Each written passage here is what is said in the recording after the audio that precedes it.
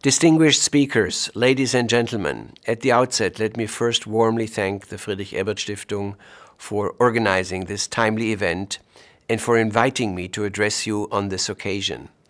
I regret not being here with you in person today to exchange views with you on this important topic due to other pressing commitments. Ladies and gentlemen, 2015 is the year which defines our response to climate change. Tomorrow, states will gather at the UN Summit in New York to adopt the new transformative agenda for sustainable development. And less than 3 months remain before COP21, namely before the state parties to the UNFCCC convene in Paris. The aim is to adopt a new and we hope legally binding climate agreement. COP21 provides us with the opportunity to step up the global response to the historic challenge of climate change. That is why I believe events such as yours today are timely and significant. It is important to remember that we have a short window of opportunity to make a fair transition to a carbon-neutral world. We must, however, be mindful of the fact that human rights can often fall victim to climate change concerns. In view of COP21, our duty as the Human Rights Council is to ensure the explicit recognition that human rights must help shape our solutions to this challenge. And to this end, we must work towards including strong and effective language on human rights in the climate agreement in Paris. This will ensure that we form policies which not only mitigate climate change, but also protect human rights everywhere. One means to achieve this is through the strengthening of the agreement itself. Our current international goal consists of not surpassing the 2 degrees of increase in global temperatures. Yet even a 2-degree increase in temperature would have grave effect on the enjoyment of a wide range of human rights. This was highlighted by our Special Rapporteur for Human Rights and the Environment, John Knox, in his latest report on the effects of climate change on the full enjoyment of human rights. He notes that for the sake of human rights, states must remain ambitious and aim for an even stronger outcome of climate negotiations.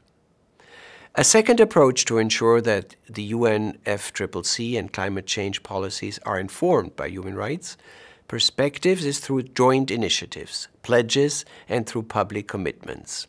One important such initiative is the Geneva Pledge for Human Rights in Climate Action of February 2015.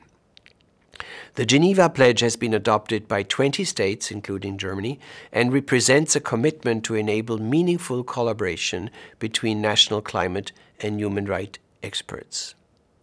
Thirdly, a further means to work towards the inclusion of human rights language in the climate agreement is by continuing to highlight the links between climate change and human rights through HRC resolutions. On this front, our HRC has done a lot over the years.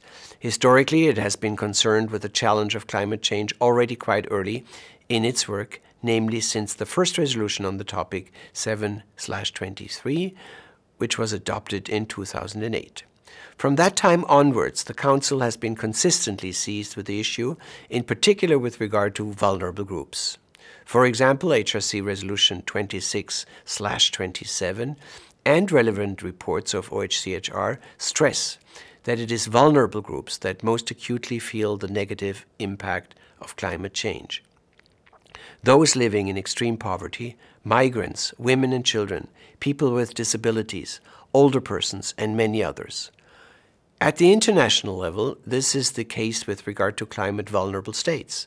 The 2009 report of the Office of the High Commissioner for Human Rights revealed that 98% of the people affected by climate disasters live in developing countries. Particularly affected are small island developing states, the so-called SIDS, and least developed countries, the LDCs. To highlight the challenges SIDS are faced with, we had the honor of listening to the Prime Minister of Tuvalu, as well as to the President of Kiribati, who addressed the Council at our 28th session this March. They provided us with a powerful first-hand account from the front lines of the climate change battle, and they also spoke about the difficulties that these states increasingly face. For them, and hence for all of us, climate change is a reality now. Finally, the expertise and work of our special procedures mandate holders is instrumental in illuminating the links between climate change and human rights. For example, through their joint statement on Human Rights Day 2014, they stressed the need to take concrete common steps with a view to placing human rights in the center of any global climate change response. They also underlined the potential of human rights to provide clarity and direction in climate action. Human rights can namely help us better recognize the links between local causes and distant effects. Because regardless of where the effects of climate change are felt in the world, the suffering of individuals is the same. We are all affected by the indiscriminate nature of climate change disasters. So let us underline and focus on how much we have in common when it comes to the urgency of climate change and the protection of human rights. Adopting a strong climate agreement in Paris with effective human rights language is our shared concern. We do it for our children, our grandchildren, and their future. I thank you, and I wish you all a very successful event and fruitful discussions.